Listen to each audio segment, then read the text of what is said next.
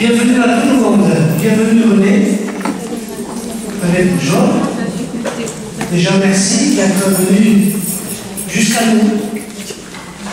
Nous supposons que il y a de nombreuses sollicitations, je te dis une parce que vous êtes tutoyés en mangeant, donc on continue après manger. Ta présence nous honore. Bonsoir à vous, femmes et hommes présents à cette soirée. Pour ceux qui se demandent qui est cette tête-là et à qui elle appartient, bien, je suis José Bourreau, je suis baptisé, comme un certain nombre parmi vous, sans doute. Qui c'est qui a baptisé parmi nous? Voyons si on fait un petit sondage. Vous voulez pas le dire, quand je dis. Donc, baptisé comme un certain nombre d'entre vous, prêtres et curés de ces paroisses, Sainte-Marie du Hameau et Saint-Pierre-Saint-Paul, qui sont partenaires de l'équipe de foi et culture de notre diocèse de Mayol, et qui est représentée, entre autres, par Catherine Butz et l'équipe, le noyau dur de foi et culture qui est présent ici ce soir.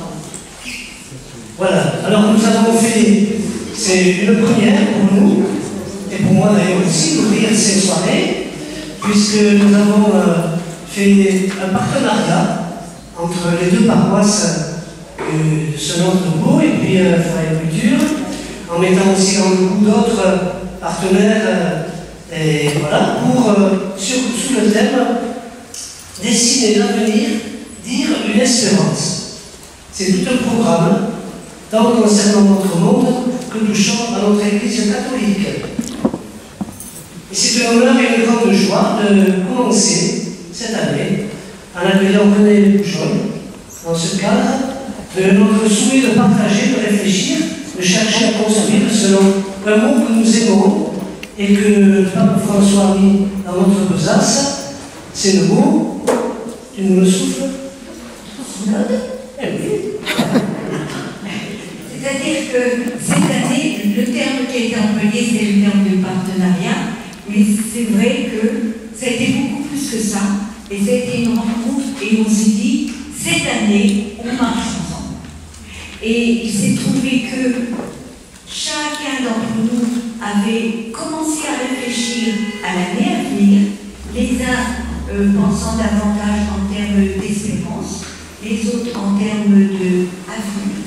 Et c'est finalement Jérémie qui nous a trouvé la solution en nous rappelant, lui qui a écrit, en tout cas on voit dans la Bible, ton avenir qui sera une espérance, dit le Seigneur. Voilà. Donc voilà d'où vient ce titre, et le dessiner un avenir, dire une espérance.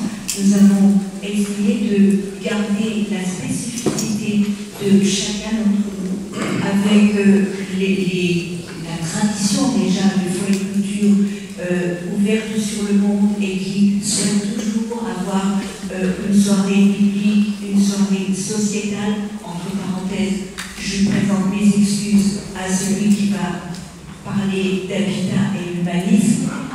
On a fait une faute d'orthographe sur son nom. Et d'habitude, prof de français, je déteste ça. Mais on a laissé passer, donc excusez-nous. Culture artistique aussi. Tout ça, vous avez déjà l'habitude d'avoir ce type de soirée dans les cycles de foi et culture, vous les retrouvez, mais de façon beaucoup plus riche, élargie, avec des invités des paroisses, Saint-Pierre-Saint-Paul et Saint-Jean-Baptiste du Hameau. Donc, nous avons essayé de faire un programme cohérent, divers, et qui répond, si possible, aux questions que qui posent les questions que nous nous posons ensemble. Et nous sommes là donc pour réfléchir à tout cela, éclairé par des intervenants, et puis alors René Bourgeon, quelques mots pour repérer un peu plus qui tu es. Tu es baptisé. membre laïque de l'Église,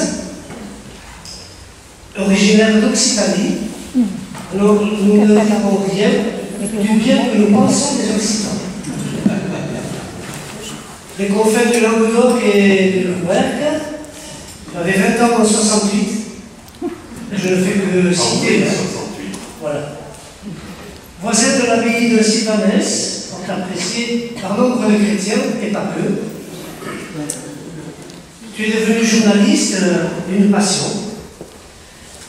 Ayant baigné depuis l'enfance dans la lecture, tu es passionné par le métier de journaliste et tu l'as exercé pendant nombre d'années dans le groupe de presse et de production écrite Maya, au Pèlerin, que tu as dirigé également et que nous connaissons bien sûr. À ces titres-là, on comprend vite que tu es sensible, attentif, tout ouvert aux questions qui touchent le monde et l'Église, et toujours en toute liberté. Et c'est sans doute là une des caractéristiques essentielles, catholique en liberté.